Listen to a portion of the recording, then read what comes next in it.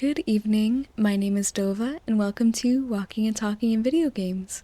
Tonight we will be walking through Skyrim while I gently talk you to sleep, discussing whatever my ADHD brain decides it wants to think about.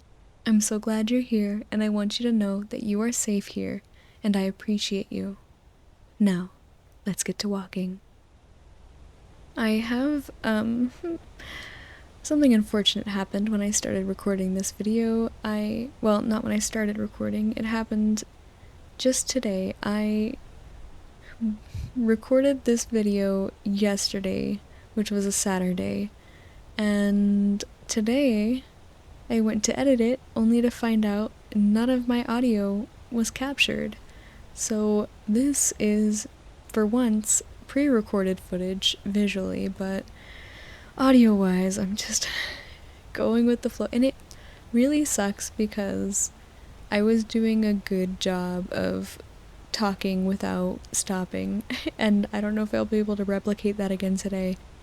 I was hoping I'd have time to record a new video today so that I could be a little bit ahead, but you know what? Life happens in mysterious ways, so here we are. But I fixed my AI detection issue from the last walking and talking that I did in Skyrim, where I had used the command TAI, which toggles the AI functionality rather than just their ability to detect you. So I found the original command that I had used, which is tdetect. And what that does is they can still function even if you're... Because with the last one, they just wouldn't do anything. Like, everything was so quiet because they wouldn't move, they wouldn't talk to each other, they wouldn't do anything. So now with this command, they can still function without help. So, they're living their lives that they would otherwise be living just as if I wasn't there. So we are essentially a ghost walking along the streets of Skyrim, through the cities, and watching people. It's kind of creepy, watching people existing without them knowing that we're here. But it's necessary because otherwise we'd get attacked by everything. And actually, I remember whenever I was trying to start this video, before I turned on the toggle detect command, I kept getting attacked by those Forsworn on the bridge at the beginning, and they kept killing me because even whenever I would turn on the T detect command, they wouldn't stop attacking me. And so, but finally I had to, oh, this guy, he looks like a prisoner, but there's no one guarding him. But he's just mining and... I don't know. But anyway, yeah, so... they kept killing me. But finally I got to where I turned on the command and then reset, like reloaded, and then they finally ignored me. Which, Forsworn are a tough enemy when you're level 7, because I'm not very advanced in this playthrough. But also, I had forgotten, apparently my character's name is Derek. I think that back when I was streaming, somebody told me to name him that, but I completely forgot. And whenever I started this playthrough, I was using a mod called Badly Translated Skyrim, where basically what the mod creator did was take all of the dialogue in Skyrim, put it through Google Translate into 40 different languages, and then back to English. And so everything was super weird. And Jarl Balgriff became Jarl Big Ball, and which is really funny. And the septums are called dreams somehow, and there's... Oh, wolves had this really weird long name that I can't remember this moment, but it sounded like an RPG or something like that. It was really weird. So, oh, it was like Play Monster RPG Online or something. Like, that was what the wolves were called. It made no sense. So, yeah, but it was really funny. Maybe for you know what? For April Fools, I should have made one of these videos with that mod on, I think that would have been really funny. But I'll save that for next year, and if you're listening to this right now, I guess you'll have a spoiler. And congratulations, you're in on a secret club. But yeah, so here we are back in Skyrim. I I wanted to answer a question that someone put in the comments of my last video, and I had it written down yesterday. I read the exact question off whenever I was recording yesterday, but I deleted it because I thought that the recording worked properly. So instead, I'm just going to. Well, let me find the comment. That way I can be a little more specific just to make sure. Okay, here it is. The question was, what is an idea for a mechanic slash roleplay game in general you'd like to see? And I don't really know. I don't have a great answer for this because I guess I don't really dream up new games that often, which is kind of crazy because I think of like stories I'd like to see and stuff like that. Actually, you know what? A game focused on like dragon riding or being a dragon or something like that. I I really like. Well, I'll get back to this. So my original answer was like what I put in the comments, and what I was thinking originally was a game where that has really good story alongside really good taming elements like creature taming and breeding, where especially with the breeding, I really like systems in games where the breeding is like on a gotcha system where you put two things together and you don't know what you're gonna get. Because, like, if you think about breeding in Pokemon or breeding in. Oh, this little guy sounds kind of angry. But yeah, breeding in Pokemon or breeding in Ark, you know what you're gonna get because it's based on the parents. I mean, in Ark, you breed two raptors together, you're not gonna get a T Rex. So, which, that makes sense, especially with a game like that. Like, it's more realistic, so I can appreciate breeding making sense. But plus, it is a little on a gotcha system because you can get mutations which cause random colors and random stat boosts. So, I like that. But what would I, for example, an example of like what I'm talking about, like in Pal World, you can breed two different pals and get a completely different pal. But that's not entire. Well, it's not really gotcha at all because, which gotcha just means like a random result, basically. You don't know what you're gonna get. And, ooh, what's in here? He died for 54 gold. Oh, sorry, buddy. But yeah, so gotcha just means like a random result. So with Power World, it's not a gotcha system because even though you can put two creatures in and get a completely different creature, it's preset. Like, you can look up breeding results. And that's nice because if you want to get something like powerful or something that you don't have yet, then you can figure out what you need to do to produce that. But I like being able to just put things together and have it be like a chance at, and yes, it can suck. With situations like that, it can suck. I don't think I've ever seen the deer this close actually acting. They're eating the rocks. But yeah, so I like it whenever it's like a chance to be able to breed what you're going for. And like, yeah, it can suck whenever you keep getting the wrong thing over and over again, but the feeling of that payoff whenever you get the thing that you've been trying to get, it feels so good. But yeah, so I like games that involve a heavy amount of taming, breeding, etc. Just like animal ownership. But the other thing I was gonna say is I like games where you can be a creature. And I don't mean that in a furry kind of way. Oh, wait, hang on. Let's see what he has to say. He's gonna stop me. Alright, that's far enough.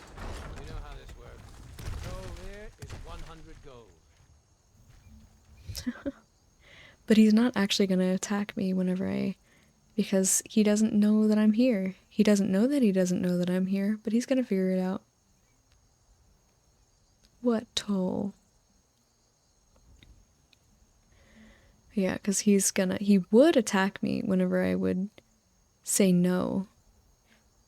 Not a chance. Get him, boys. But because he has no idea that I'm here, all he does is sheath his dagger and I can be on my way. But yeah, so in a not furry kind of way, I like being able to be a creature in a game because I just think it's fun to be something that's not human. Like animals, monsters, whatever, have different functionalities. They've got different skills because they have different body parts. Like they can, four legs on the ground, can run a lot faster, or wings, or a monkey's tail, they can grab things.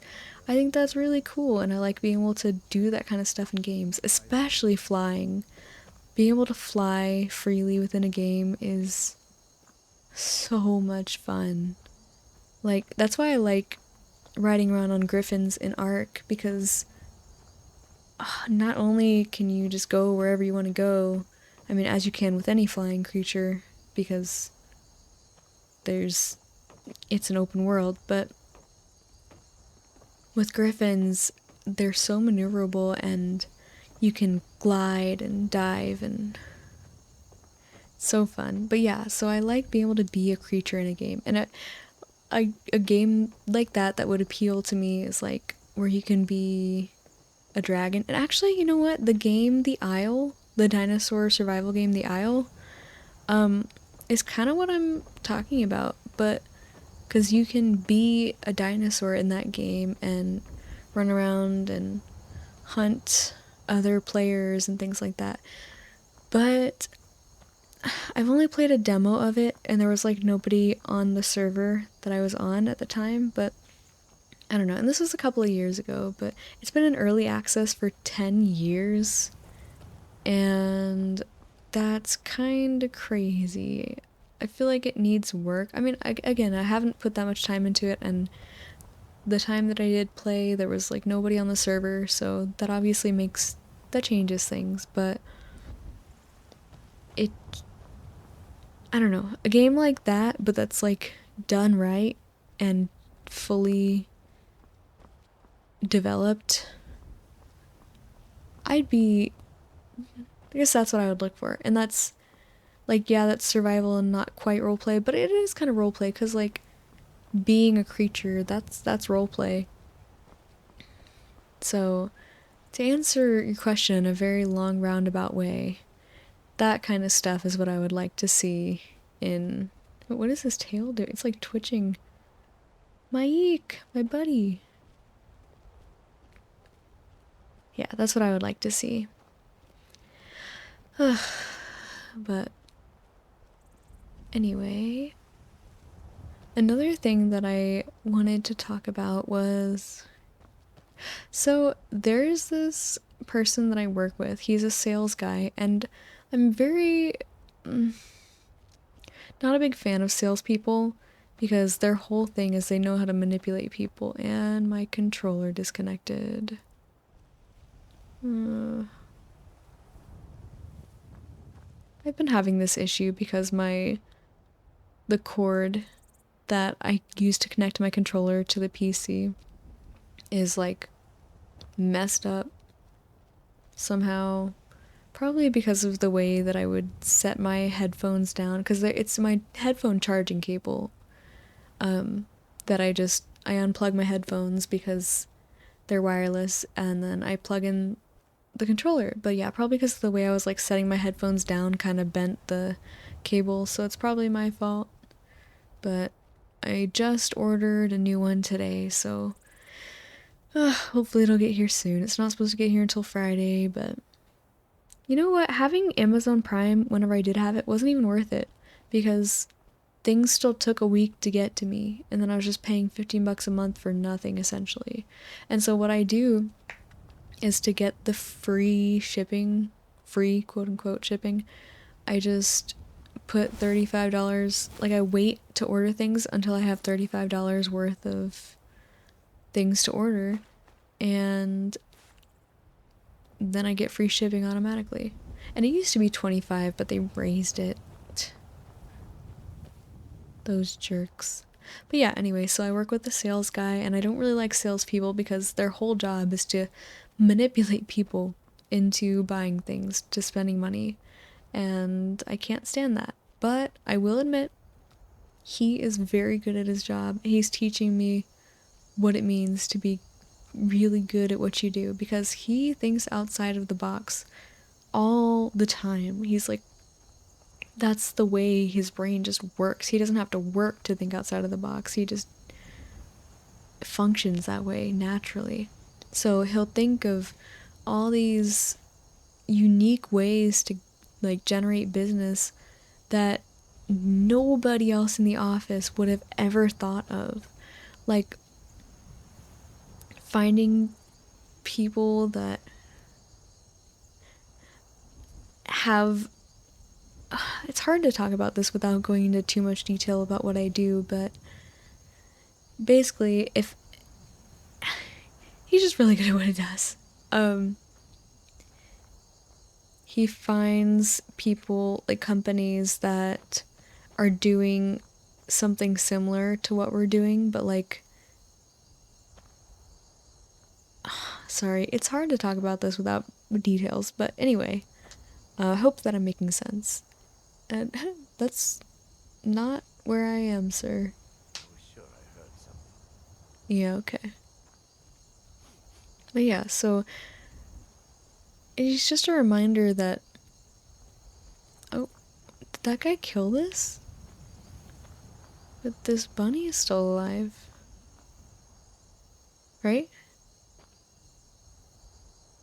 Yeah, he's moving. Poor dear. Moving on. Yeah, he's a reminder that you can learn a lot if you just pay attention to what other people are doing. And it's a really special thing when you find someone who is really good at what they do. And of course, it helps if you're passionate about what you're doing.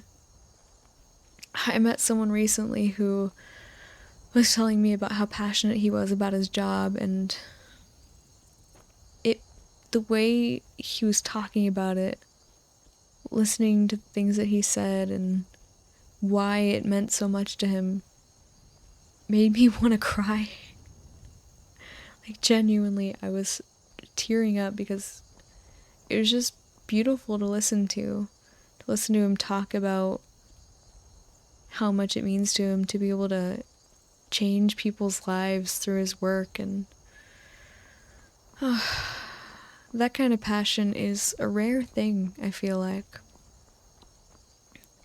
It, you know, people always say you need to find what you're passionate about, work in the area that you're passionate about, because if you love what you do, you never work a day in your life, blah blah blah. But it's not that easy. I mean, I haven't really felt like I have a passion in a long time. And growing up, I always felt like my passions were art and animals. But when I think about, and whenever I was growing up thinking about careers in those fields, I did feel passionate. I did feel excited and like I could take on the world. But now, thinking about doing. Oh,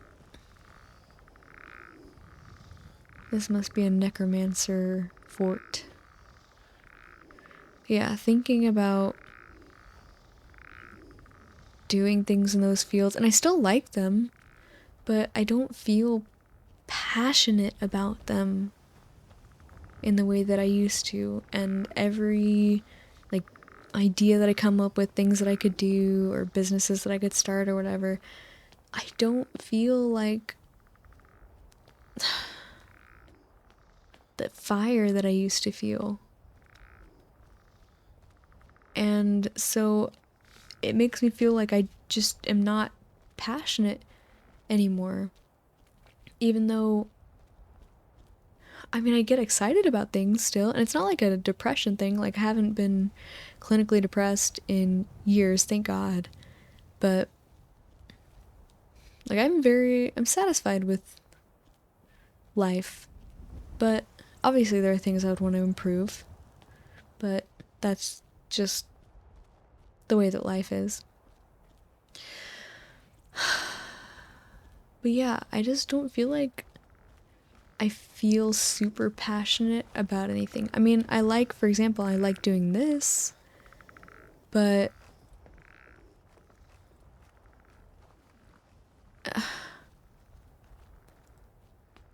and there's a lot of reasons I like doing this. I like knowing that I'm helping people, helping them sleep or helping them relax or keeping them company.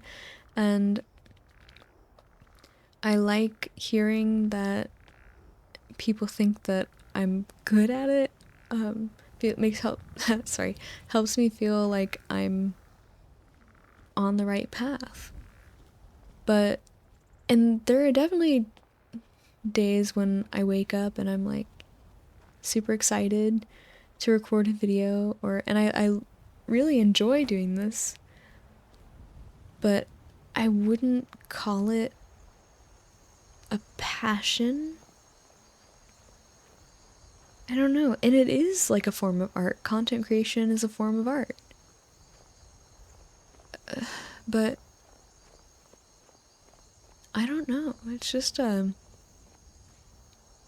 weird topic, I feel like, because passion is such a hard thing to truly define. Like, what kind of feeling do you have to get from something to consider it your passion? Because liking something and being passionate about it are two completely different things. And I feel like passion is whenever you feel like you've found your life's purpose. But so many of us don't feel like we've found that. And I don't know, maybe just. I don't know. I don't know.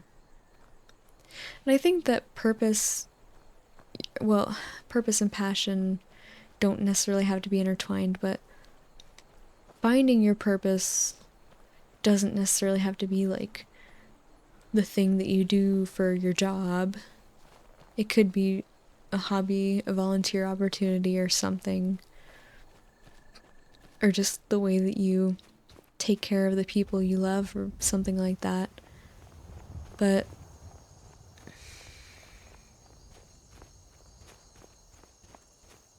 yeah, I don't know. What if we go through life and don't end up finding that thing? I don't know. And I don't want to give the wrong idea. Like I said, I'm happy with my life.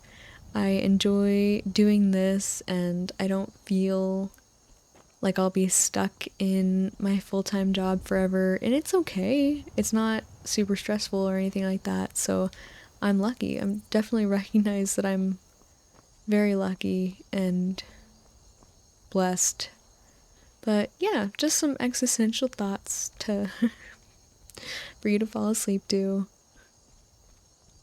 Uh, I mean, if anyone of you has a beautiful story about how much you love what you're doing for a living and that you've found your passion, I would love to hear it, because I'm like I said, I just find it really beautiful whenever somebody's found their purpose in life, found their passion and what they feel like they were born to do. I think that's really amazing, and I love reading people's stories like that. So, if you feel like you've found your passion or your purpose, I'd love to hear your story. But speaking of stories, I wanted to talk about my driving anxiety. So, I have been in a few accidents in the past, and it was the third one, the most recent one. Well, not super recent, it was back in 2019, but I was unfortunately never able to shake the anxiety, so I think I might have like a minor form of PTSD from it, but let me start from the beginning. So my first car accident was in my senior year of high school. So I was in FFA, which, if you don't know what that is, it stands for Future Farmers of America. Super redneck sounding because it was. Every kid in that club was a wannabe redneck. Like, before they entered high school, they did not have accents. But then, as soon as they got to high school, they started talking like this. And it was obviously super fake. But to each their own, I guess. But yeah, so in my first 3 years of high school, I raised pigs. Because in FFA, you could, like, do multiple things. Because you didn't have to raise an animal. You didn't really have to do anything. You could just join the club. But I don't know why you'd pay the club fees if you weren't gonna, like, do something with it. But you could raise an animal, you could do the floral arrangement competition. I feel like there were other things that I just can't remember right now. But I raised animals, and my first 3 years I raised pigs, which pigs are so cool. And I've heard that they're smarter than dogs. So that's pretty neat. Uh, is this the same? I think that was the same wagon as earlier. The sky is so nice. I love the Skyrim night sky. So pretty. No aurora borealis tonight, though. Yeah, so my first 3 years I raised pigs, and the way that things worked for, like, we had a yearly livestock show, and which was held in February, and the exhibit center that they held the show at was just right down the street from the barn. So with the pigs, because you can't really, like, walk them over there, you can't put a pig on a leash like you can with a goat or a sheep or a steer. So with the pigs, they would have trailers come over to the barn and then basically just, like, haul our pigs from the barn to the exhibit center, and you would ride with it. Like, you could either ride in the truck or you could ride in the trailer with the pigs. And I always chose the trailer, even though it was February, so it was freezing, but so the truck was warmer. But I felt bad leaving my pig by itself, so I'd always ride with my pig. But my fourth year, I raised a goat. And with goats, I mean, it's like I said a minute ago, you can put goats on a leash, like put reins around their head, and then reins, a harness,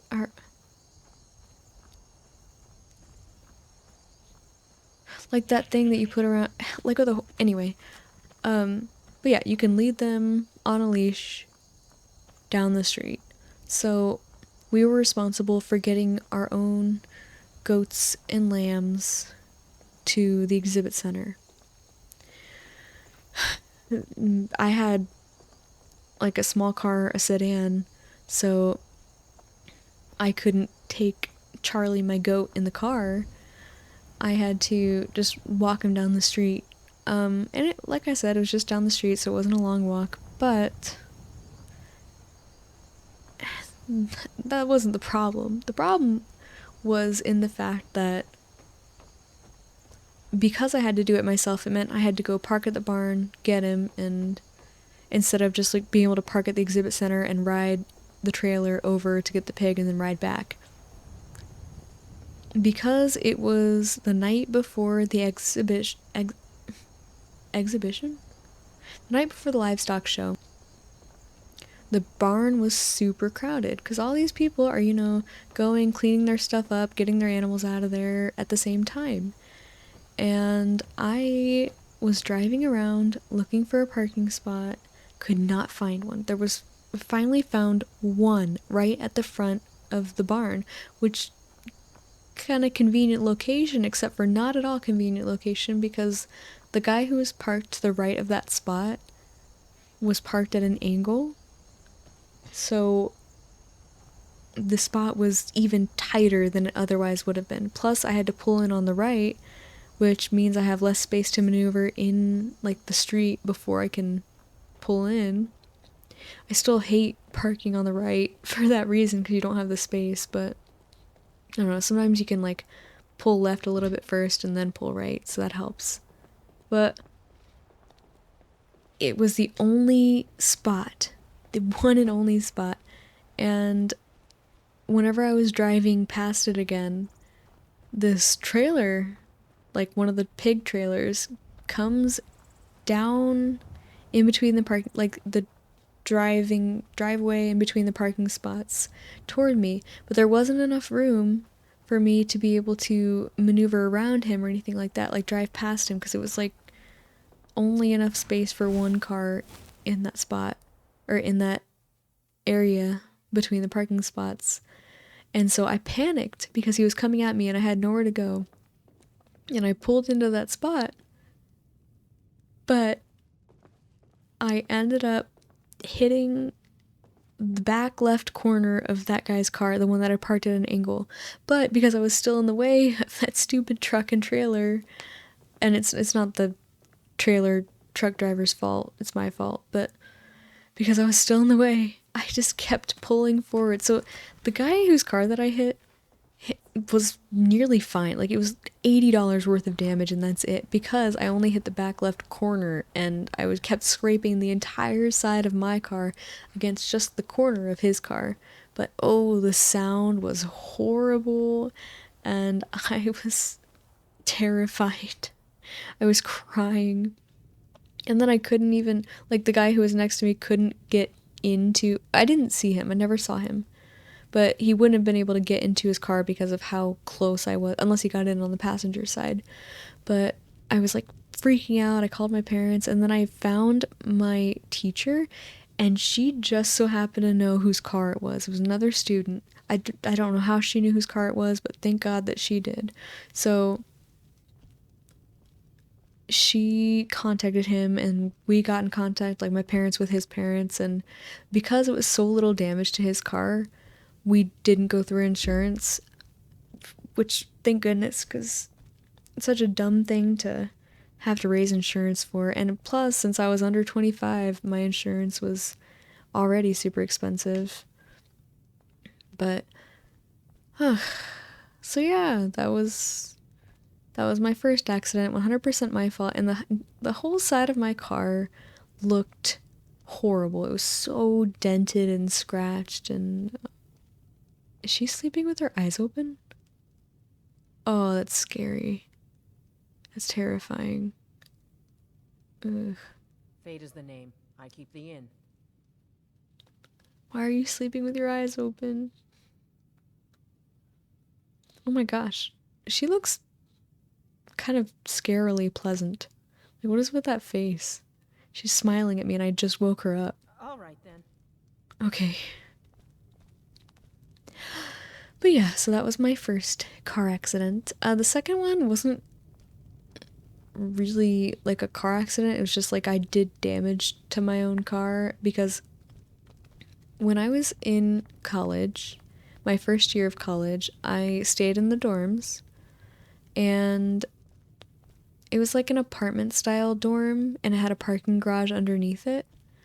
So in the parking garage, I like to park next to the columns, the like what's the word? Not cement columns, because if I parked next to a column, it meant that at least on one side of my car, nobody could park next to me. And of course, that's the preference. So I had parked next to a column one day. Never had a problem before, and I don't know what happened this time. I must have like pulled into the spot at an angle and then backed up straight or something. But as I'm backing up, going like 1 to 2 miles an hour, mind you, my mirror hits the concrete pillar. And at first I thought I broke my mirror off because I didn't know mirrors could fold forward. I thought they could only fold like in toward the door. But apparently they can fold backwards too, which I guess for situations like that where things like exactly like that happen and then you get stuck with so that you don't break your mirror off. But sorry, I think my controller stopped working again. But yeah, so I think that that's why they do that, and I appreciate them for making mirrors do that. But yeah, so maybe now you know, or maybe hopefully your car does that too, just in case you ever get in a similar situation. But yeah, so my mirror wasn't broken off, thank goodness, and the actual glass of the mirror was okay. I just broke off pieces of the plastic shell around it. So most pretty much just cosmetic damage. What I did to my door too for the first accident was also just cosmetic damage. Like it didn't damage the stuff inside the door, like the what's the word? The electronics inside the door, thankfully. But what is she staring at? Good morning. Good morning. But yeah, so thankfully it didn't damage the electronics inside the door. It was just cosmetic damage, and then same for when I hit my mirror on the column. But it was my third accident that really messed me up mentally. And so before this accident, another incident had happened where I was coming home from. I used to work at a vet clinic, and I keep ending up somehow in jobs that are 30 plus minutes away of a drive from where I live. So that was this job. I had to drive 30 minutes to get to this clinic, which was in a different town. And on my way home, I was driving on a road where the speed limit was 80 miles an hour because it was like a country back road and hardly anyone drove on it. It was pretty much just straight shot. So the speed limit was 80 miles an hour, and it dropped down to 75 at one point, but 80 miles an hour. So as I'm driving, there's a truck that I guess he's driving kind of with me. I think we were driving similar speed.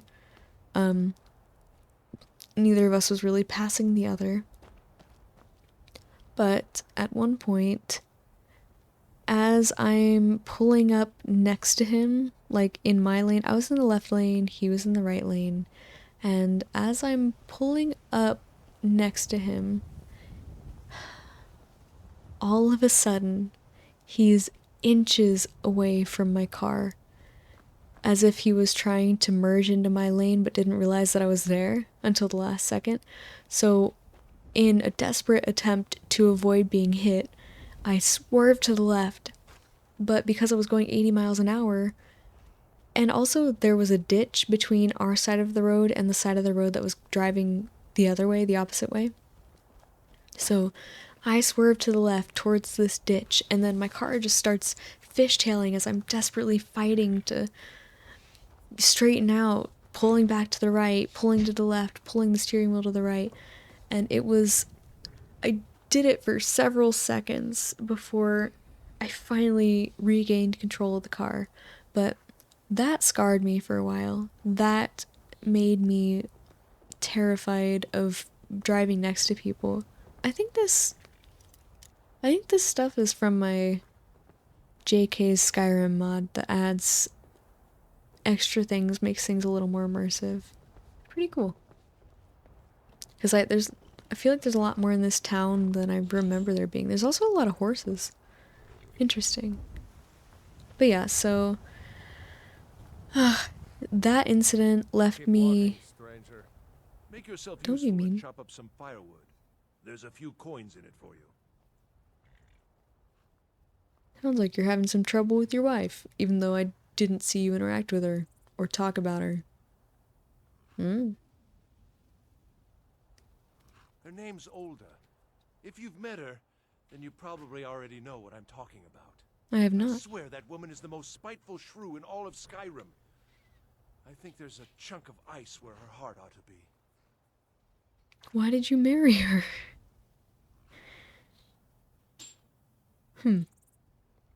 Alright then. Alright then. Wait, The Greybeards have summoned the Dragonborn to High Hrothgar. hey, that's me. Such a thing has not happened for hundreds of years. Don't push me, that's rude. But yeah, so that incident left me scarred for a while when it comes to driving next to people. Because, like, what I had to do was drive super fast to, I think this is Olda. Come back to her. But yeah, I had to drive super fast, or like every time I wanted to pass a car, I would wait until I had a clearing in front of me to be able to just go super fast past them, because I was terrified that they were going to be like that truck and not see me and try to merge into me, and then that was going to happen again. Thankfully, I have mostly gotten past that, but yeah, that was not not fun. Not a fun fear to have. But the accident that really messed me up was back in 2019 when I was I went with my roommates to see Frozen 2, and they had convinced me to drive, which normally, like, one of my roommates would drive, but she said that her car, the check engine light had come on or something, so, and the other one said the same thing, so I drove. And getting to the movie was fine, but getting home from the movie is where things went horribly wrong. Because whenever I was on my way home from the movie theater with my two roommates in my car, so to try to give some context, I was on the feeder road next to a highway, and it was a 2-lane feeder road, but I was driving past a part where a U-turn lane merged into the left lane, and I was in the right lane, so I wasn't part of the lane that was getting merged into. But even if I was, it would not have been my responsibility to yield to the cars in the U-turn lane. It was their responsibility to yield. So you can kind of see where I'm going with this. I was in the right lane, like I said, and just driving along when all of a sudden, out of absolutely nowhere, a car sideswipes me, like, from behind. And from my perspective, all that I saw was there was a car kind of behind me, driving past me. As soon as that car moves out of the way, bam, here comes this other car. Like, just, I see her, and then she's hitting me. It was like she came out of nowhere. So we pull into a nearby parking lot, and my silly self, for some reason, fully expected her to come out of the car and apologize and, like, explain what happened. Silly me. Instead, she comes out and she starts accusing me. She starts going, "Did you not see me? Did you not see me?" And I was like, "What are you talking about?" And she was like, you sped up to get in my way so that I couldn't get into the lane. I was like, what, you, huh? I didn't even see you, and you came at me from behind. Like, what? If I was speeding up, it would have been to get out of your way, but I wasn't, because I didn't even see her coming. It was crazy. And so she calls the police, and the police officer gets there. He looks at the cars, takes our stories, and he's like, ma'am, like talking to the other lady, he was like, ma'am, by looking at the cars, I can tell that this was on you. Like, it's okay, it happens, but it's pretty obvious that this was your fault. And the crazy thing was, so for insurance purposes, people inside your car don't count as witnesses, but, because I mean, they're biased, but, so my roommates were corroborating my story. I think I'm using that word right. They were agreeing with my story. But the wild thing is that the lady who hit me, the guy who was in her car, which he seemed like maybe a teenager, but he told the police that it was her fault. He was like, yeah, she thought she had enough time, but she didn't. Like, enough time to move over into the lane, and not hit me, I guess. I don't...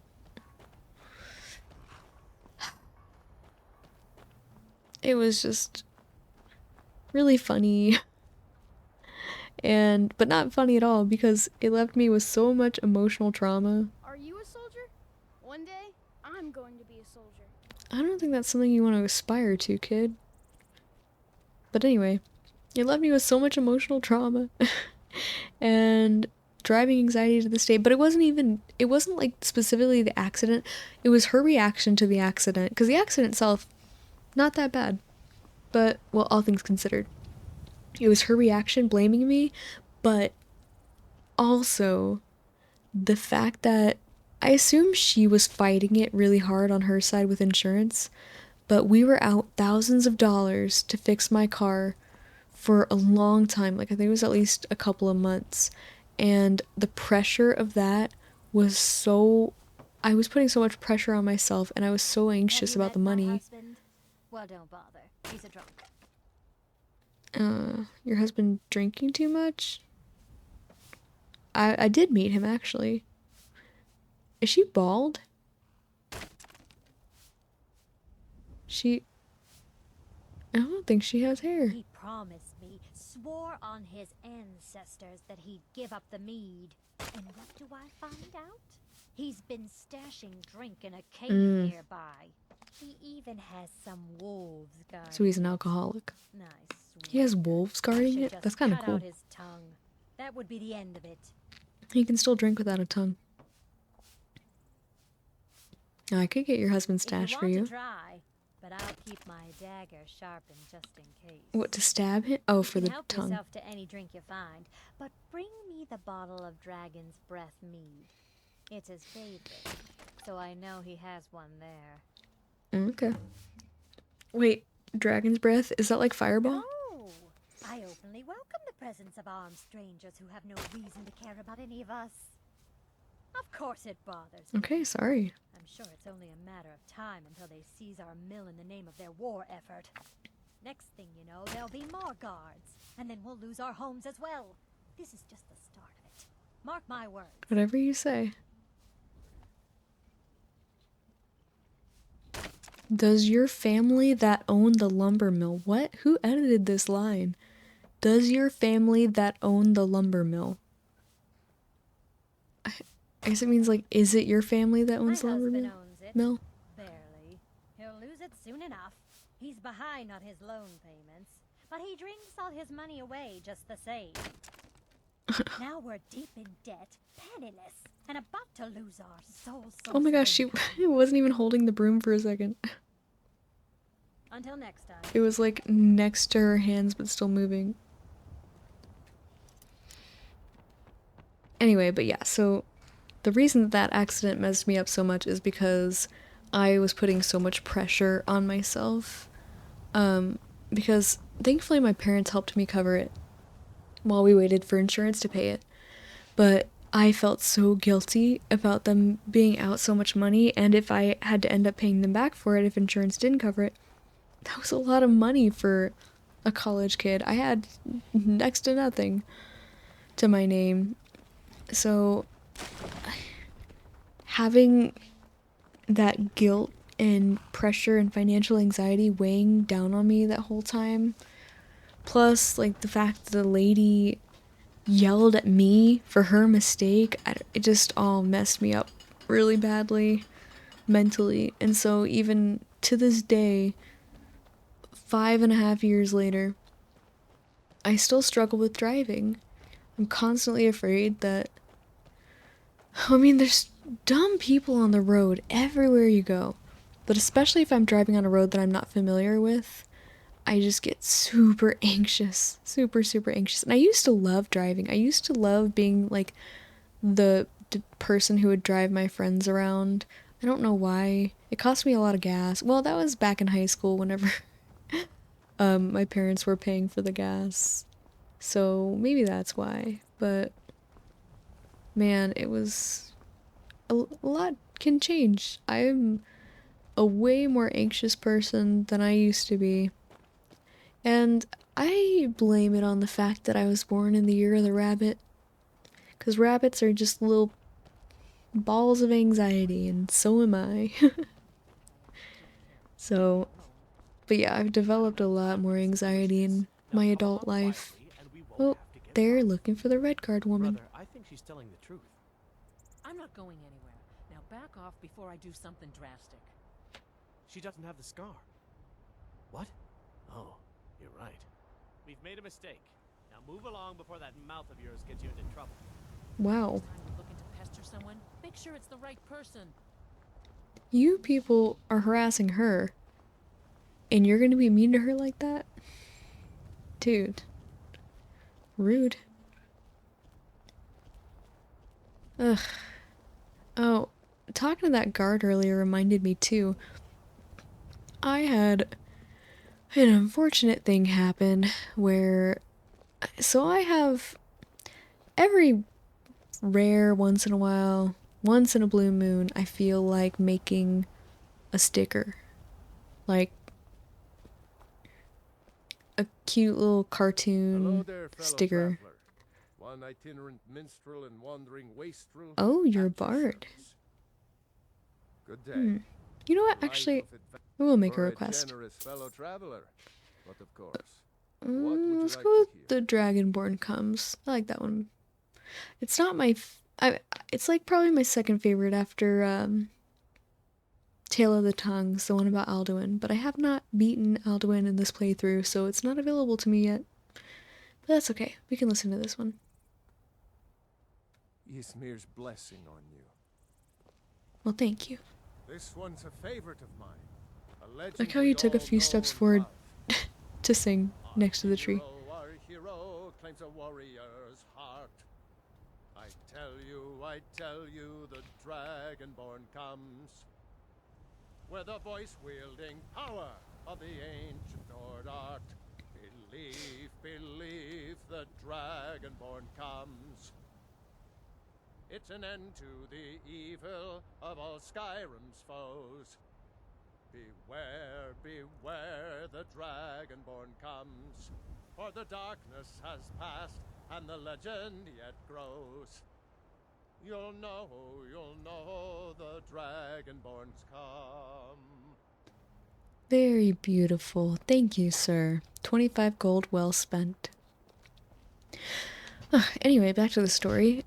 So every once in a while, I feel like making a sticker. Like just a little cartoon drawing that... Well, I don't know, just whatever I feel like drawing at the time, I guess. But years ago, I made this little drawing of a Skyrim guard, specifically a Whiterun guard, sitting on the floor, holding his knee. Or, well, no, I think his hands are on the floor. Anyway, sitting on the floor with an arrow in his knee. Because if you know this game, you know exactly why. And it's been up. I had it posted on Rebel.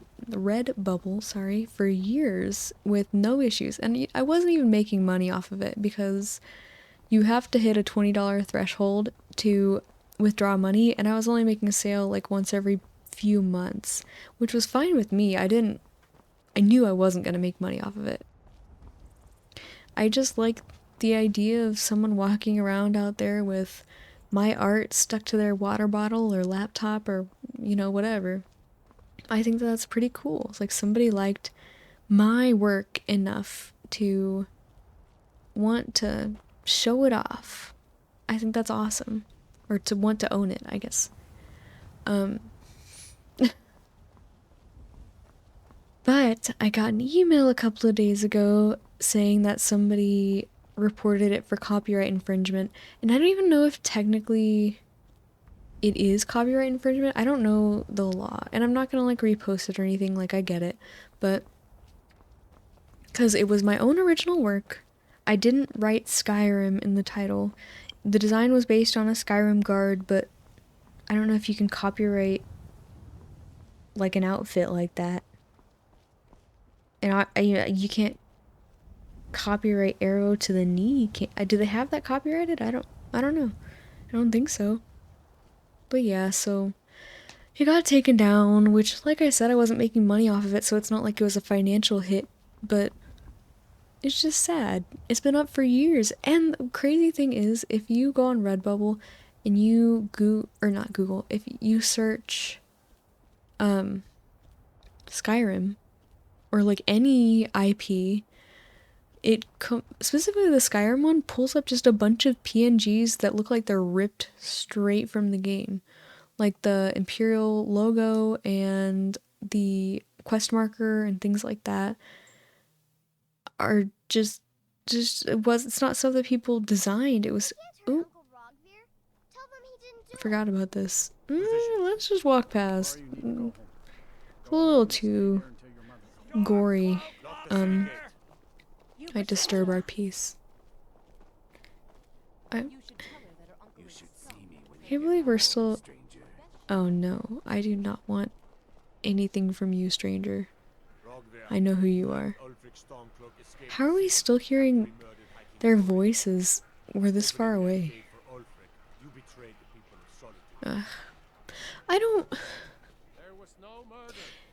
I feel like Ulfric is in the wrong. I don't know the actual law on challenging the High King, and if you're a Stormcloak supporter, like, just hear me out.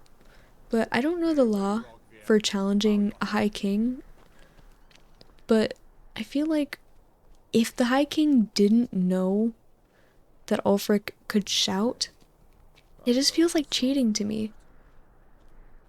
Because what he thought he was agreeing to was a sword fight. I don't want to talk. Oh no, it's an orphan. Vines, bless your kind heart.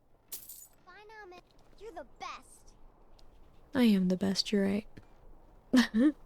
But yeah, so he thought he was agreeing to a sword fight, and like, maybe it wouldn't have been equal, maybe one of them would be better than the other, but that's like the whole point. But it wasn't a sword fight. Ulfric yelled at him and he died. That's not fair. Like, are mages allowed to challenge the High King in a sword versus spell fight? Because if not, then shouts shouldn't be allowed either. But if it technically is allowed and they let him off for that, then they shouldn't be beheading Uncle Rogvir at the front of Solitude like that, at the entrance of Solitude, because all he did was, if they do consider it a fair fight, then Rogvir didn't do anything wrong by letting Ulfric out. But I don't think Rogvir's in the wrong, like, if whatever, but doesn't matter because he's unfortunately gonna die anyway. But spoilers, sorry. I think that Ulfric was in the wrong. I think that like I said, I don't know the law. It might have been technically allowed, but if you're agreeing to what you think is a sword fight, and then some guy yells at you, and you die, that's not fair. How is that fair? So yeah, that's my stance on it. I don't know whether the Stormcloaks or the Imperials are right. And I think that's the whole point. None of them are right.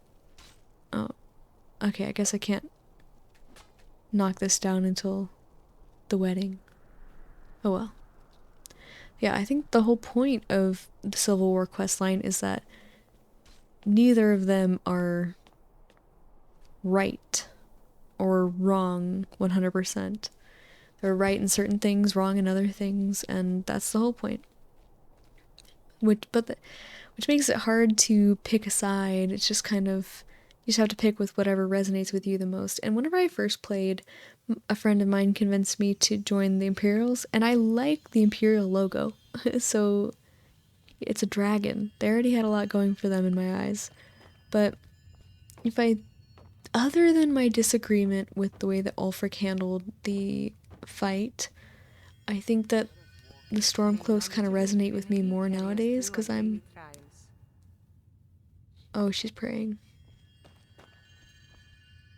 Blessings of the 8 divines upon you. How may I help?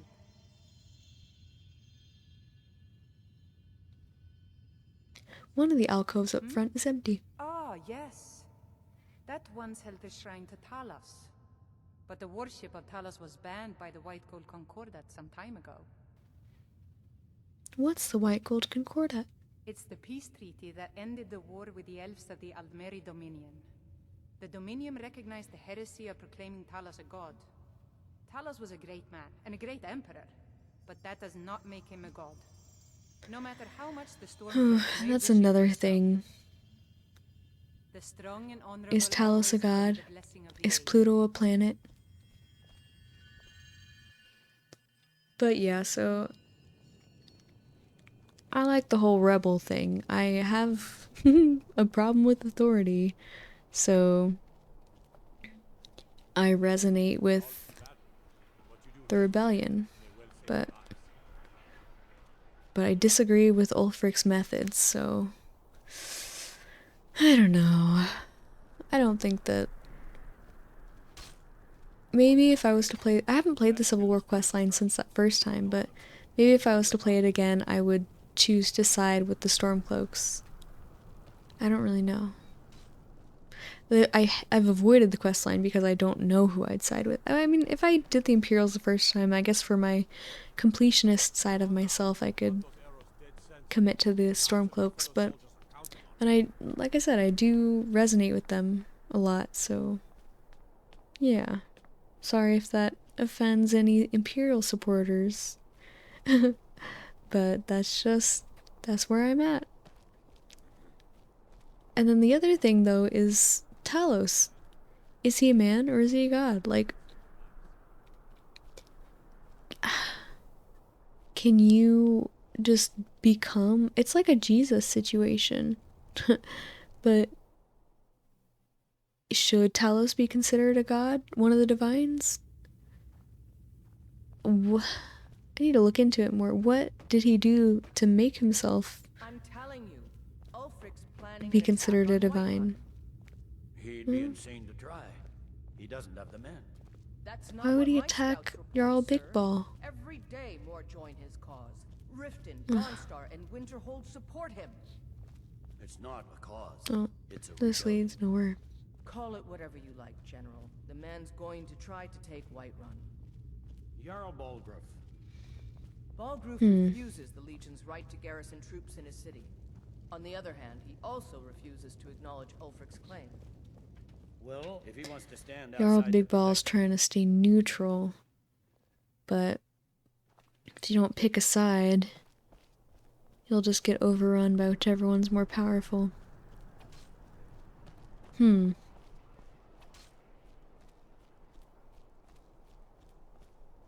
that's the whole basis of that part of the Civil War quest where you decide the outcome based on which side you picked. Oh, one time in Solitude, this is totally off topic, but one time in Solitude I came out of a building and then like fell into a manhole and I was just under the map, like in the area where you can get to the chests, the merchant chests and stuff. So that was wild. I've never had that happen since, but it was interesting. It was in my very first playthrough on the Xbox 360, so, you know, it was a little... There have been a couple of updates to the game, new versions since then, so probably wouldn't happen again. But yeah, Talos, man or god? Give me your thoughts. Either way, I don't think we should be telling people what to believe. I mean, it's just like in real life. You tell people what to believe, you cause a lot more issues than just... You just let them believe whatever they want to believe. I think my controller disconnected again.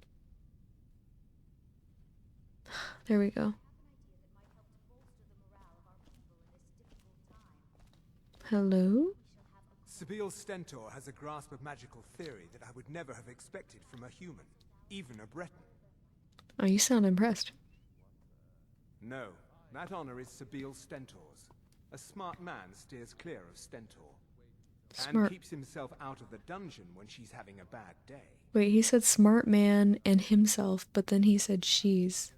And the subtitles said herself and smart woman. Let's just say that the headsman's axe may not be the worst way for a Solitude jail prisoner to die. That's scary. I've told you to watch your tongue, and mine is waggling. I've said enough. Oh, are you scared of him? Is that why you're talking? You are free to leave. Thanks for the permission, I guess. Why's that lady standing next to the guard? The roads are beset by bandits and beasts, and now there's even... And there's a lot of stuff going on in Solitude today. I swear to you, unnatural magics are coming from that cave. There are strange noises and lights.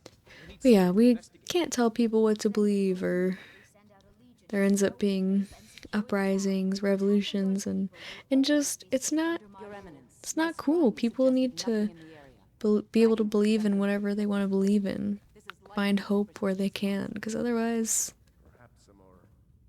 you have a bunch of people who feel lost and hopeless and persecuted, and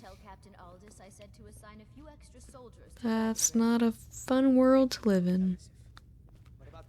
This is a pretty nice master bedroom. Someone take care of the cave as well, Varnius. Rest easy. You're dismissed. Steward, I will need the following reagents for my studies. Please see to Somewhere around here is the Wabajack quest, but I can't remember where. I think I need to find that guy in Solitude who has... Isn't it like a guy has Pelagius's hip bone or something? And... Or, wait. Is that the right person? Sheogorath has the Wabajack. It's his Daedric quest. I feel like it is Pelagius's hip bone. But who's Pelagius? Was he an emperor?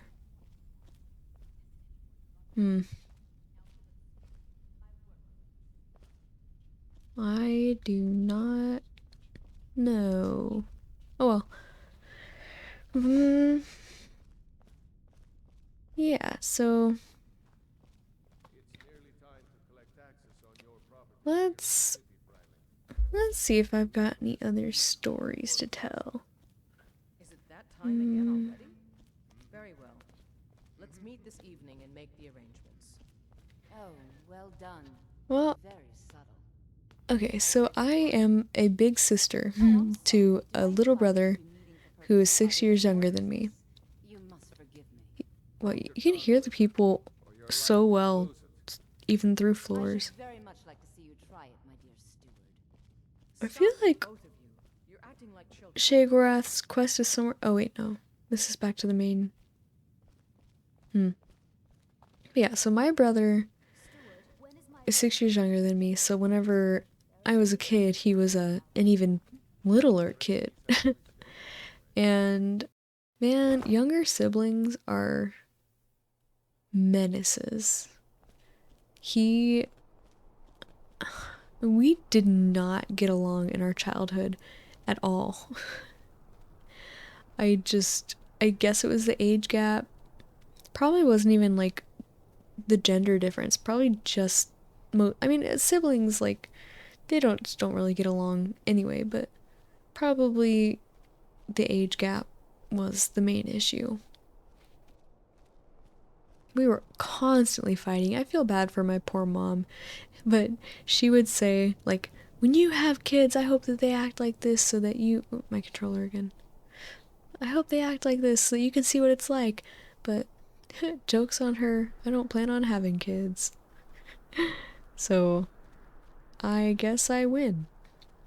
Oh, the Thieves Guild marked this place. I forget what that symbol means. Is that the safe house symbol? I don't know. But yeah, so... joke's on you, Mom. And then there was this one time when my brother was a baby. Just a little baby. He didn't mean to do this. But he scratched my mom's eye, and she had to wear an eye patch like a pirate for, I don't remember how long it was, because I was very young. But wait, is that the guy who gives me the hip bone? The guy that we just passed? I don't know. He looked like it, I think. He had those dark, shady eyes. But yeah, so she had to wear an eye patch, and I think, if I remember right, she said that, like, a little kid asked if she was a pirate or something like that. But at least she said she felt like a pirate. But man, younger siblings, am I right? He would always start stuff with me. I always finished it.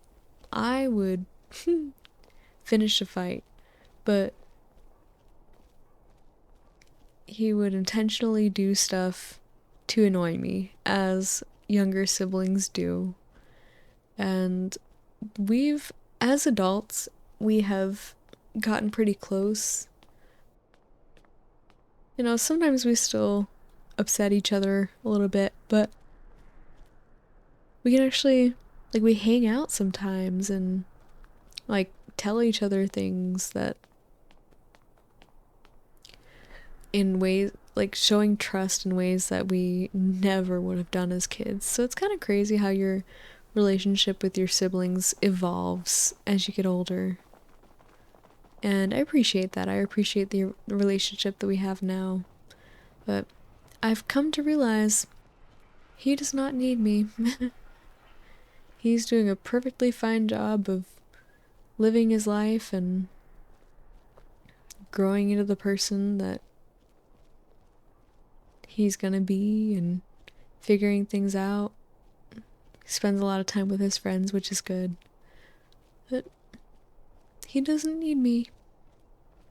And that's a good thing. I don't have to feel like I'm tied to this city so I don't leave him behind or anything like that. But yeah. It's just a weird feeling when someone who you feel the need to take care of shows you that they don't need you anymore. And I have been walking around in circles, I think. I keep running into this guy. I feel like I'm lost. I don't remember how to get out of this city. Oh, I think this is the Bard's College up here on the left. I think. No? Yes? I don't know. Oh well. So here's the palace again. Where's the exit to the city? I mean, I like Solitude. I like that it's a big city with a lot going on. But I'm just confused. Not this way. Must be that way. Like through that. I was thinking that that was like the military section where we saw the guards training and the what's her name, General talking, but maybe that is the way out. Here's, oh, that guy again. There's the kids. Yeah, gotta be this way. But for the first time, one of these videos that I made, quote unquote, blew up. Like nothing crazy, just a couple thousand views, but that's awesome. That's a couple thousand more views than my videos normally get, and I think that was so cool.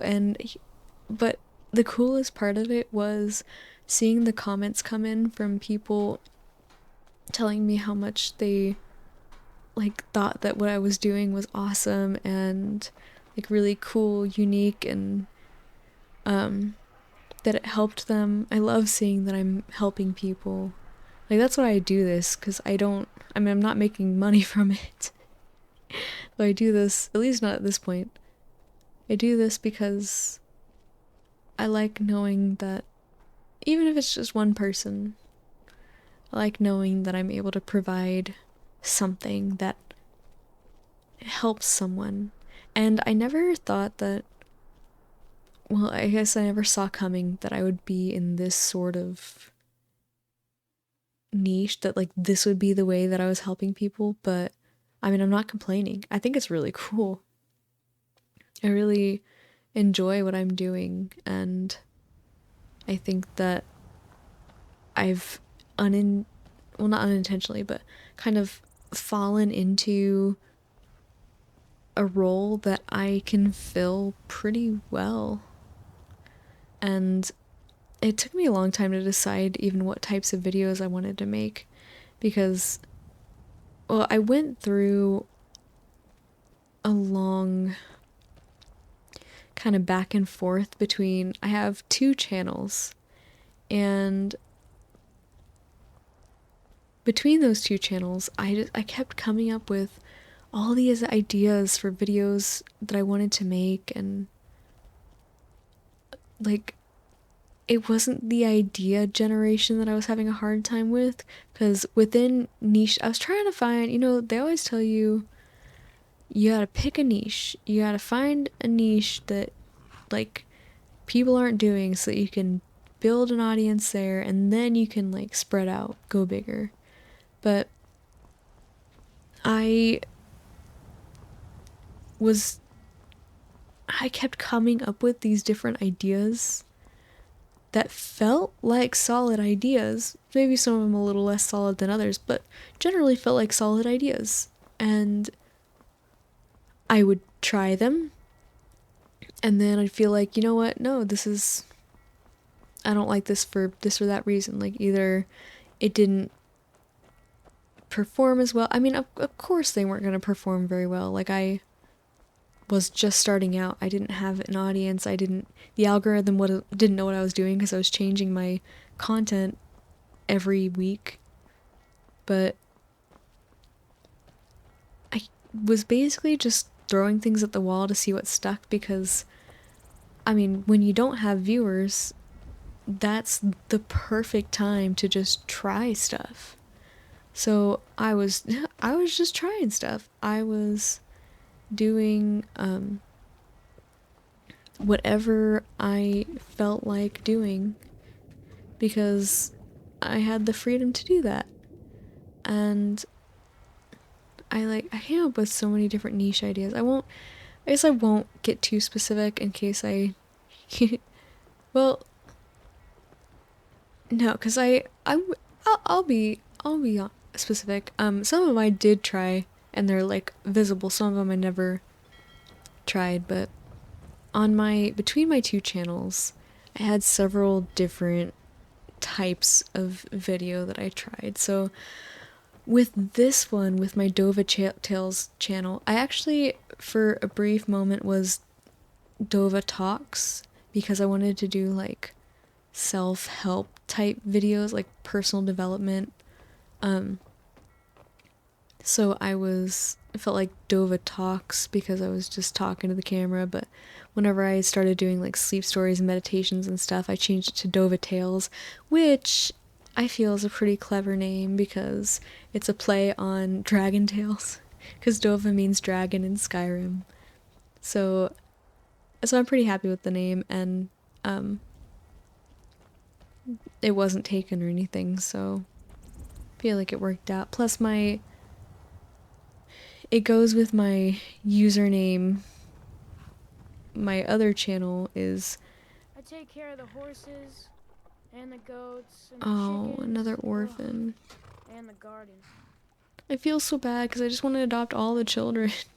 Everyone feels but I sorry can't. for me, so they don't treat me too bad, but... Sorry, for Both what? my parents were in the Legion. There was an ambush. Kayla said she'd feed me if I could make myself useful. I take care of the animals, run errands, that kind of thing. I guess it could be worse, but I'm sick of sleeping outside with the horses. I want a real home, real parents, not this. I'm sorry, I don't have a house. And I don't think I have the mod installed where I can have multiple... I need to get the mod where I can have multiple adoptions because I feel so bad for all these poor kids who need homes. Ugh. I'm sorry, kid. I wish I could help you. Until next time. Until next time. But yeah, so between my two channels, I tried so many different ideas.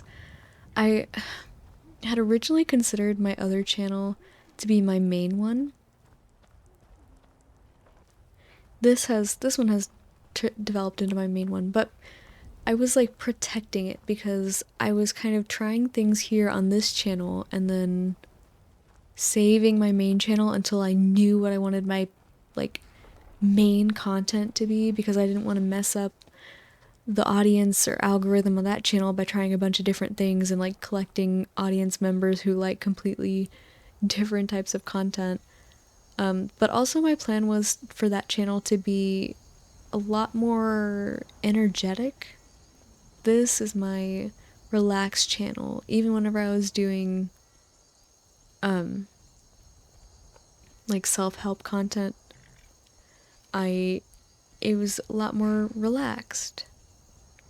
And then I started getting into meditations, and then I started getting into sleep stories, and you know, we've evolved from there. But this was always, or until recently, this was intended to be my second channel. So I kind of started on this channel, moved to the other channel, and then moved back to this channel, but like also kind of mixed my content between... Let me just start from the beginning. The first video that I tried to make that I never actually put together was I wanted to do like gaming videos, and so I was like, well, I should do Ark challenge videos because there's some people doing that out there, and I really love Ark, and I thought it would be fun, and I thought I could tell a pretty fun, cool story with, like, I can be a pretty decent storyteller sometimes. I thought I could be funny. So my original plan was to do a playthrough of Ark where every dino is an alpha, and if you don't know Ark, then the alpha dinos are more powerful versions, basically just like versions of regular dinos that are bigger and have a ton more health. And normally there's only certain dinos that can be alphas, but I had installed a mod which allows all dinos to be able to spawn in as alphas. And then what I did was I went into, you can like change the odds of an alpha spawning in, and I changed the odds from 2% to 100% so that every single dino was an alpha. And it was really hard, until I got my first, you know what, there were a bunch of unexpected challenges that I didn't see coming with that. Like, first of all, as far as challenges that I did see coming, it was very difficult to survive, but once I got my first dino, I mean, my dino, because alphas have tons of health, my dino had tons of health, so at that point I didn't really have much of an issue anymore. But what I didn't see coming is the fact that for some reason the alpha dinos, like, there were certain things that they just couldn't do that they normally would be able to do. Like, I tamed a stegosaurus because I needed to harvest berries to make... Oh, that was another thing, is it was so hard. They had such high torpidity levels to where I couldn't... And basically that just means, like, how many narcotic arrows do I have to shoot, or trank arrows do I have to shoot into it to make it fall asleep so that I can tame it. And it had such a high level of that, so that I spent half an hour trying to knock out a single stegosaurus, which normally that's like a 5-minute job, especially for a lower level one. A lower level one can be like a couple of seconds. But I spent half an hour trying to knock this thing out and had to keep making arrows as I was going because I kept running out. It took me hundreds of arrows. Oh, so that was a lot. Oh, another one of these guys. Take this and hold on to it. I'll be back for it later. I'll pay you good. Don't lose it. No time to talk. Snitch or double cross me and I'll kill you. I mean it. Whatever you say. And yep, there he is. He's right there, dude. He's right here. Oh my gosh, these guys are stupid. Hello. Did you see someone run past just now? Yeah, he's literally right behind me. Yeah, he went that way. Great. Thanks. Bastard stole from me. I know. I'll catch him, though. I'll protect the thief next time, I guess. I don't know, I just like seeing him run after him but never actually catch him, even though he's right there. These people, I swear, they're they're blind or dumb. I don't know. But yeah, so the Ark challenge was fun, but I ended up, because I never made that into a video, I ended up spending, like, I would spend 10 hours every Saturday recording footage because I needed 100 hours worth of footage because it was a 100-day challenge and each day in Ark is an hour of real life time. And I think actually it might have been more because I had my like days set to last longer. But yeah, and I was doing this on Aberration too, which is a notoriously difficult map. Oh, another thing that happened was whenever I was trying to tame rock drakes, which if you're not familiar with Ark, rock drakes are on the map Aberration. You can't have flying dinos, but rock drakes aren't flyers, they are gliders, so they're a very useful dino to have. And normally all you have to do to get one, well, all you have to do, it's difficult. You have to tame a dino that can protect you and then go and steal an egg. And that can be quite a mess, but oh my darn controller again. Ugh. But so because of the alpha thing, they weren't laying normal eggs. They were laying like what looked like T-Rex eggs, and then it said alpha rock drake egg, and when I tried to hatch it, nothing came out. Like the egg incubated and broke. Is she walking up to me? No. Ooh, she's a vampire. Yeah, the egg incubated and like hatched, broke open, but nothing came out of it. So I couldn't get rock drakes. So just like a couple things happened that I never would have seen coming. And I think it would have made a good video, and maybe someone who does Ark videos, Ark challenge videos can do it instead. But maybe somebody has done it, I just haven't found it. Because whenever I was planning that video, I looked to see if anyone had already done it, and I didn't find anything. But oh, this is pretty. It's a glowworm cave. Oh, I want to see one of these in real life, though I hear they're not as amazing as they seem in pictures. But this is really nice. At least I can enjoy it in the game, if nothing else. But yeah, so that was the first type of video that I tried to make, but basically I realized if I was going to be, or I did not want to be spending months on a single video, because if I'm only able to record like on Saturdays, and then I would spend the weekdays editing down, that was going to take me 10 weeks just for the recording, and then possibly more for the editing and script writing and stuff like that. So I did not want to be spending months on a single video because that wasn't good for my ADHD. So I scrapped that idea after like 8 hours of filming. So kind of a lot of time wasted, but oh well. You gotta waste a little time to figure out. It wasn't even really wasted. This was like a door, but I don't know how to get it open. Oh well. But yeah, that time is never really wasted because I was just figuring out what worked and what didn't. But you know, a lot of time to spend in one video that I never posted.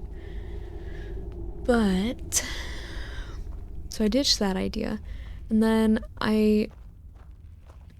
on this channel I posted a video which I've since taken down because it didn't fit the channel anymore.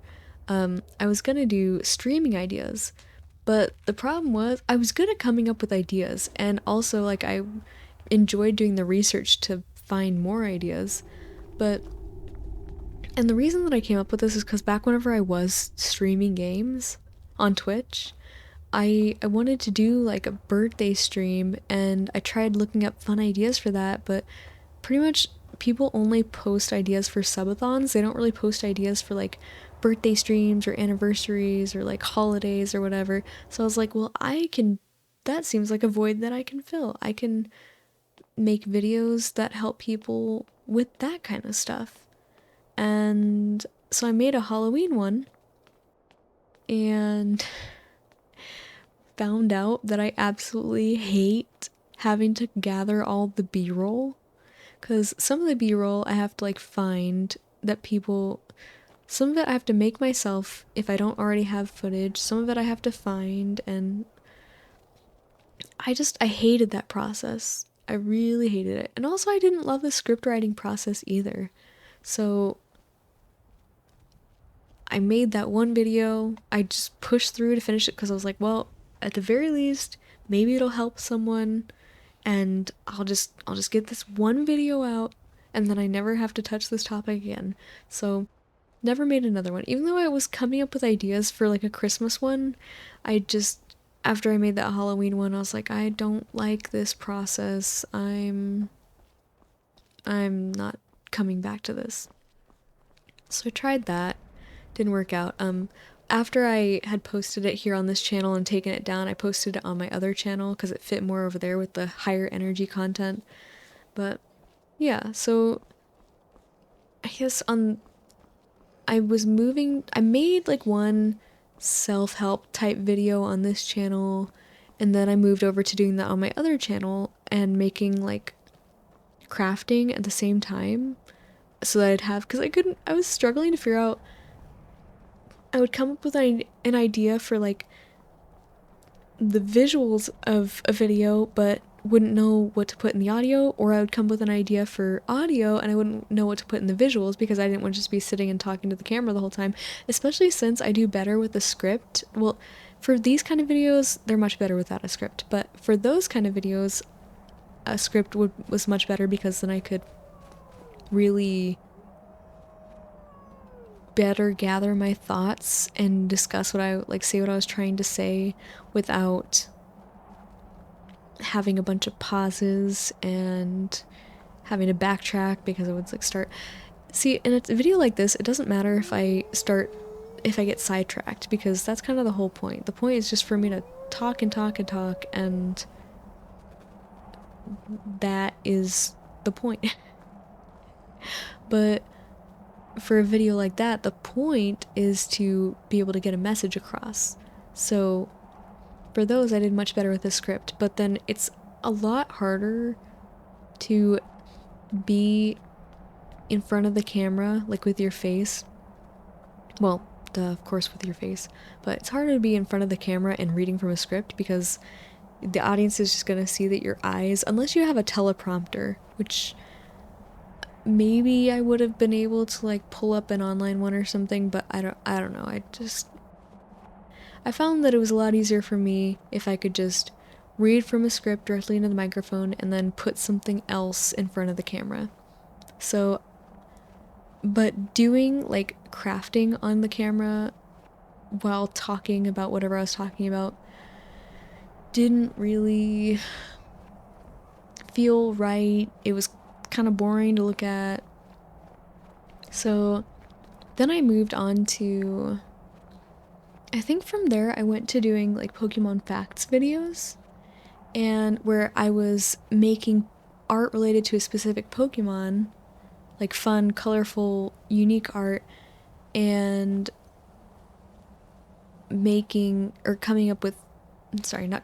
researching and like delivering facts about that Pokemon based on what I found on Bulbapedia and in like other videos, articles, whatever. So that was super fun because it didn't seem like a lot of people do Pokemon facts videos, but not really about a specific Pokemon unless they're just like turning it into a short. And even if they do that, usually they just get their facts from like the trivia section at the bottom of a Pokemon's Bulbapedia page.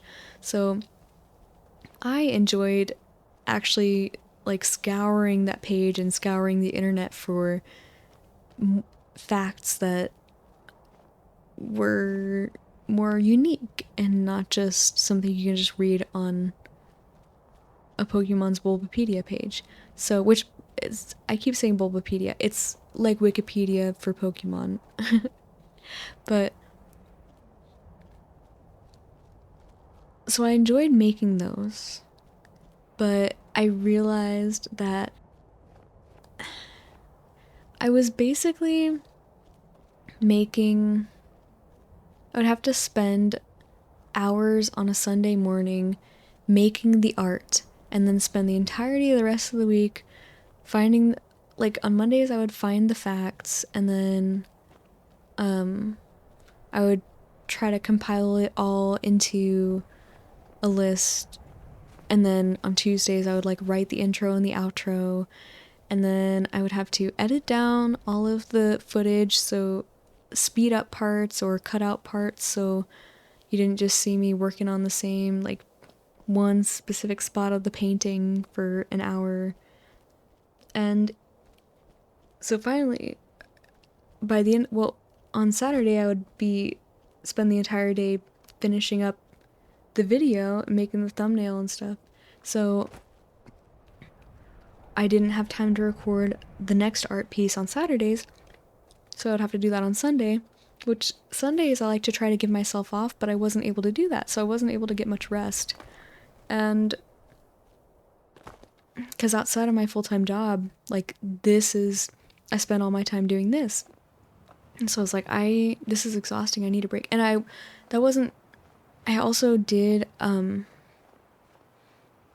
like was gonna get into making anime videos where I was going to kind of do like a dramatic recap or like retelling of, in a funny way, of the anime that I watched. And so I just thought that would be fun because I knew I wanted to make nerdy content, but because that's what I have the most fun doing.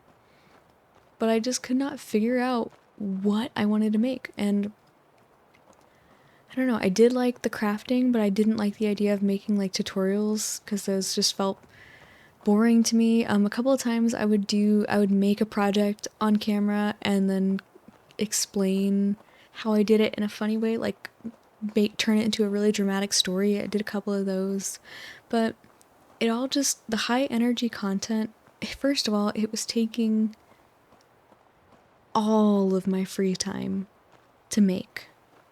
But second of all, it was really draining. And making an art piece every week especially was super draining because if I'm just sitting in front of my computer, for example, making a video like this, then it's a lot lower energy. I don't have to like be on the floor, pull out all my art supplies. I can stop and start whenever I need to.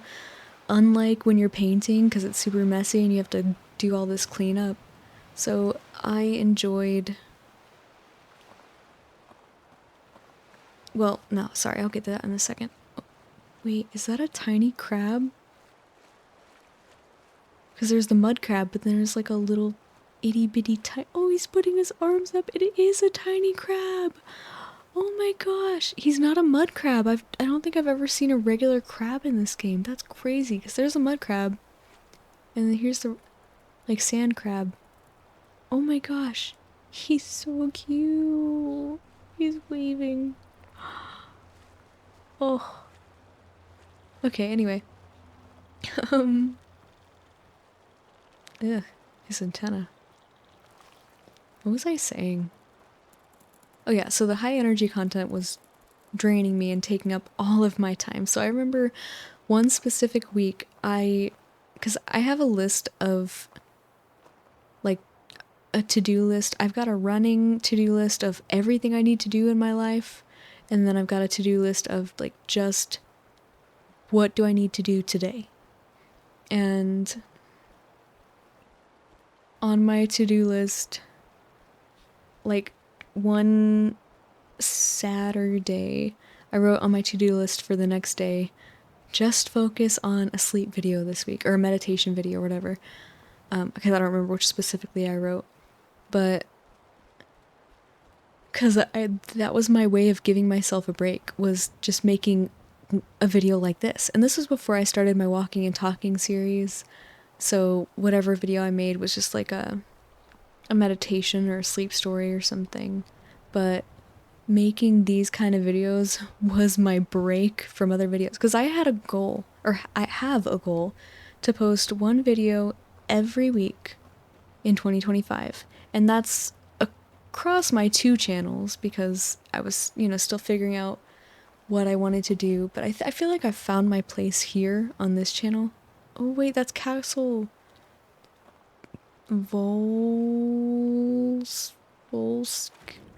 I forgot. The vampire castle. Starts with a V. We'll swim over there. Like, I have a goal to post one video every week for the entirety of 2025, and that's on either one of my channels. And I feel like we're getting closer to this castle, but also not. It still feels so far away. We'll get there eventually. So yeah, so I wrote down on my to-do list, just make a relaxing video this week. And that's how I ended up moving back onto this channel.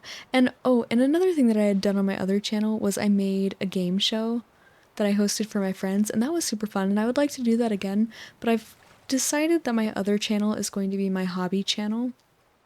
And like, I posted shorts and longs on that channel. Shorts and pants. But on this channel I'm just focusing on long form videos, because I've heard that shorts can, shorts, people who watch shorts and people who watch longs are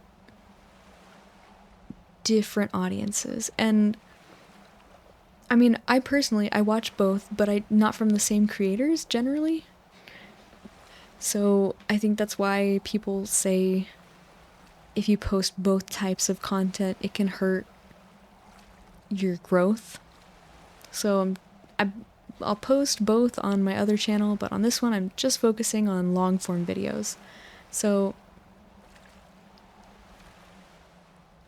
this has evolved from being my second channel to being my main channel, and I didn't see it coming.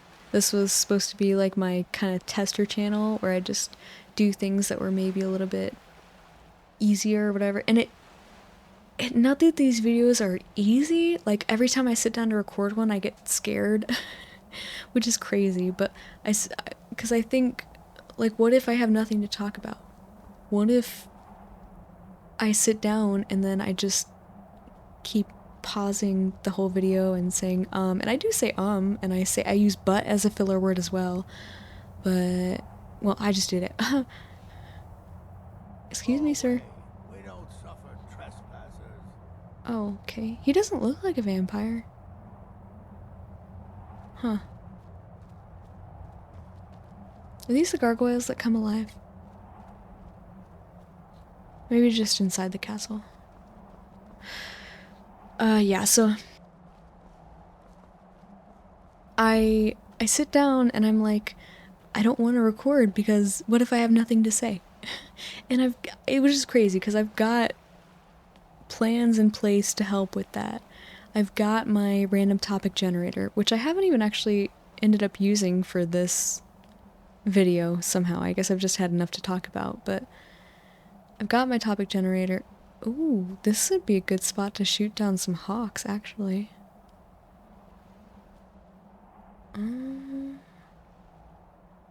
Look at the feathers. I think I'll try it. We might as well. I know it's a little exciting for this sleep video, but it's not like it'll be loud.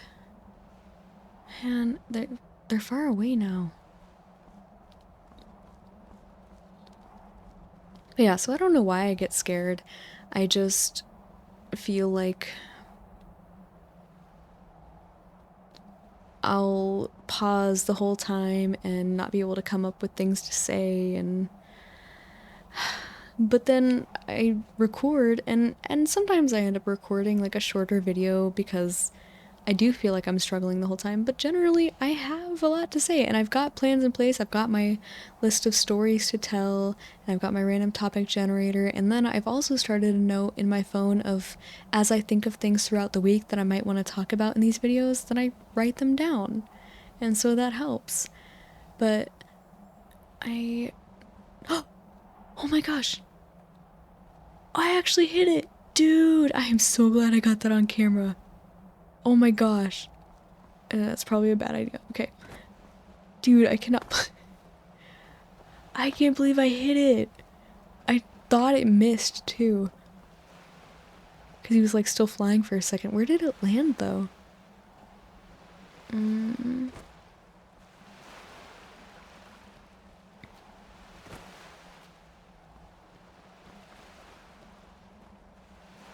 I don't know. Oh, this water is super deep. What the heck? I'm not gonna be able to find it. Oh well. It is what it is. But yeah, so I don't know why I get scared, but I do. But generally, I feel like I've found, well, this kind of content, oh yeah, I remember what I was saying. So yeah, it's not like super easy. It is, but it isn't. Because I do have to fill 2 hours worth of space with just me talking to myself.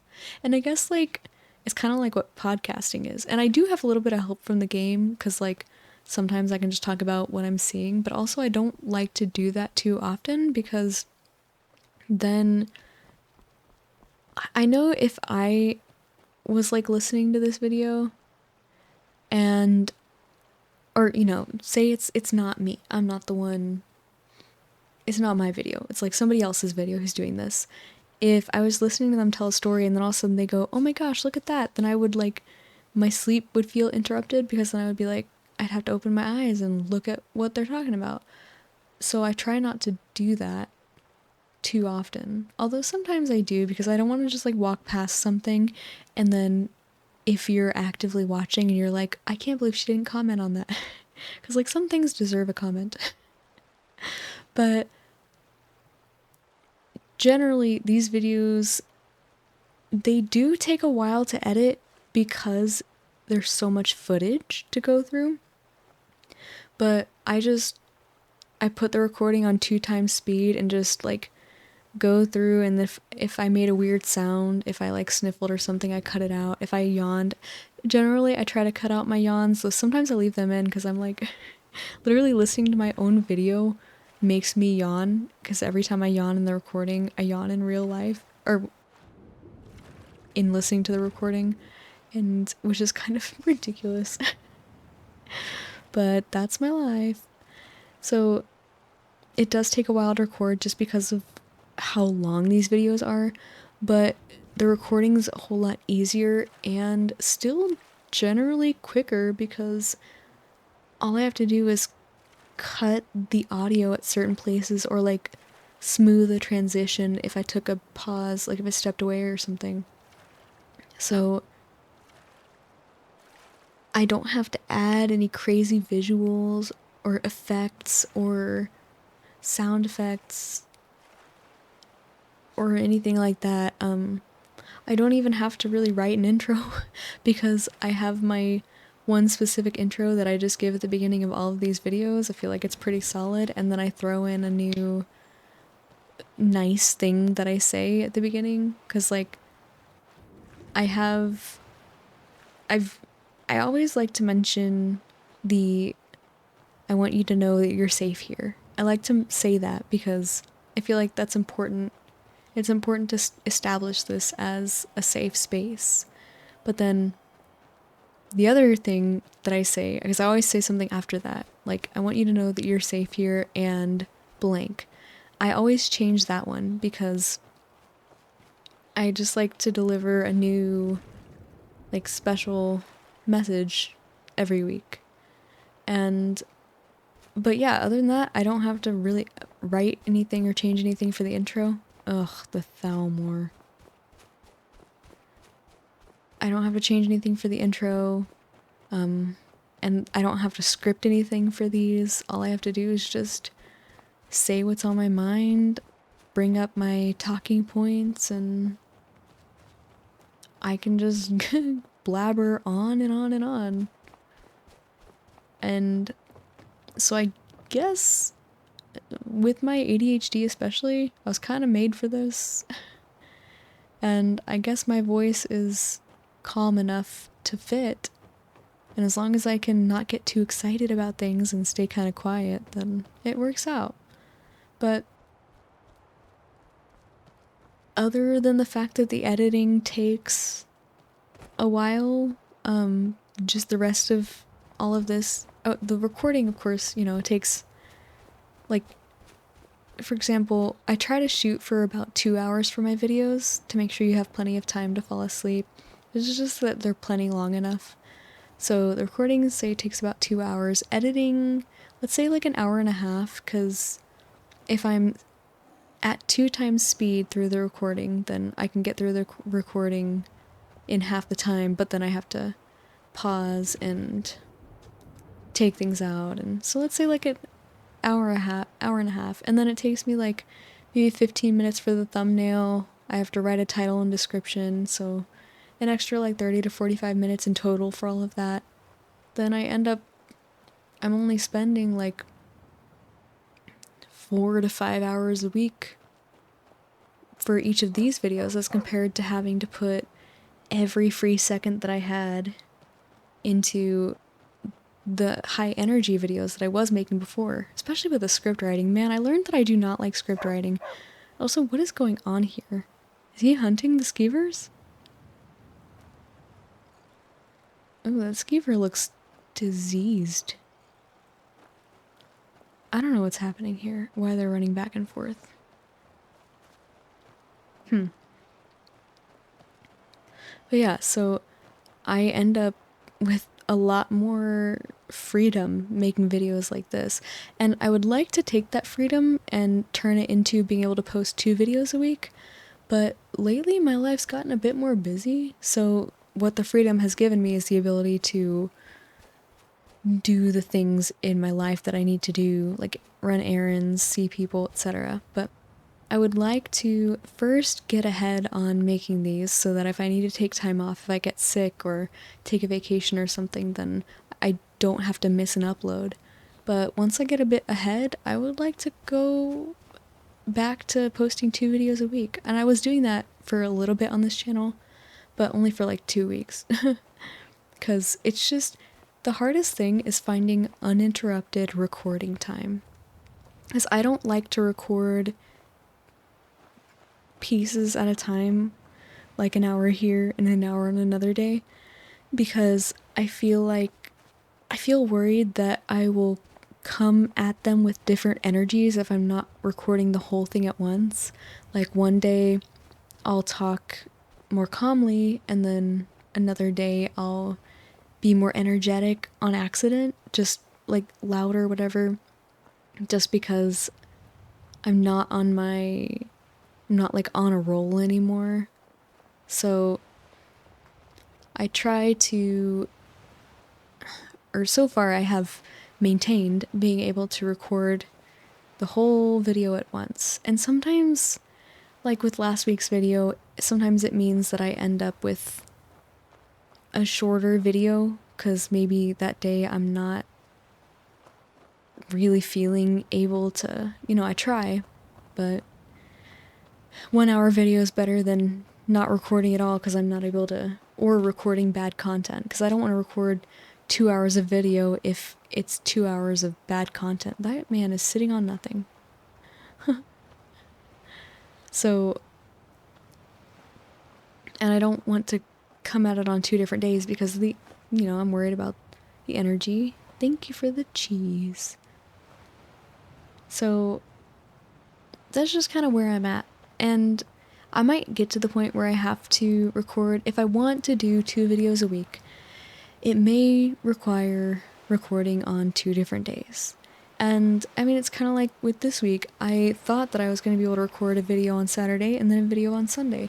But as it turns out, my footage from Saturday was messed up, and so I ended up just having to re-record today, which is okay. But if I want to get ahead on my recording or on my videos, then it's going to mean that I have to probably do split recordings on the weekdays, because it's hard to get 2 hours on a weekday to just sit here and talk to myself. So it is what it is. You just learn how to tackle these problems one at a time. And every week I try to make my videos better. Sometimes I don't know where to improve, because especially with content like this, there's not a lot of people doing similar stuff. There are definitely people out there. I mean, I've talked about the people that inspired me. Like, specifically these walking and talking videos were inspired by 2 specific different people. Benjamin Bennett makes videos that he actually titles Walking and Talking, and it's him walking around in the real world and just talking to the camera about whatever he is feeling in the moment, whatever he wants to say. And then, so I liked that, but on its own, I wasn't going to do anything with that. But, oh, what happened here? But then I came across this channel called, the channel name is Mad Morph, and he makes gaming videos to help you sleep. And you should absolutely check out his channel, because his voice is so relaxing. He makes great content, and I was heavily inspired by the 2 of them, because I saw those 2 concepts. I was looking for like out of the box YouTube ideas, because I wanted something that was unique but also would appeal to people. So I ended up combining the inspiration that I got from those 2 YouTubers, and that's how I came up with this. And I might not be the first person to do this. I mean, obviously I was inspired by other channels. Maybe somebody else is doing something very similar to this. I mean, obviously people are playing games. People are playing games to help you sleep. That's what Mad Morph does. But just like the walking around and talking about my life, my day, comes more from Benjamin Bennett's videos. So that's how I ended up with this series. And I'm really enjoying this series. It's like my therapy.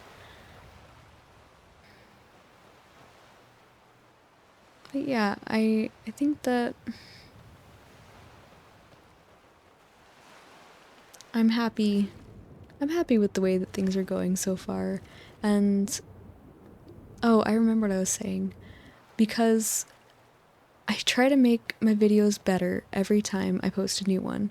But because not a lot of people are doing similar to this, like a lot of people have higher energy content. And I love high energy content. I love being made to laugh and like being kept entertained. So, but it's different from what I'm trying to do here because I have to keep my content not too exciting but still engaging enough that, you know, I keep your brain busy. So it's kind of hard to figure out what to do better because I don't have a lot of examples to look at. And I do have some. There are definitely people out there besides even just the two that I mentioned who are doing things like this. What is the story here? What happened to him? Poor guy. But yeah, so it can be hard to figure out how to improve, but I'm still doing my best. I end up watching my own videos back over and over again, trying to figure out, okay, well, where could I improve? Do I need to cut out more times that I said but or like but or whatever? But I did it again. But overall, I feel happy with the direction that things are going, and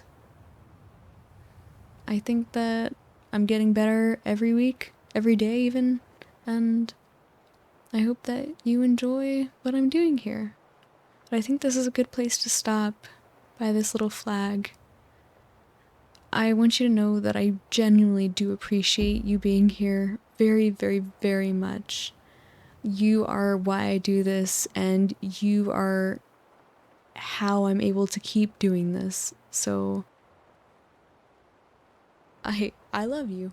I do, and I wouldn't be here without you. So thank you for supporting me, for letting me continue to make my silly little videos, and thank you for listening to me. I hope you have a wonderful night or day, whatever time it is. Hope you're able to get some good sleep. And thank you. Good night.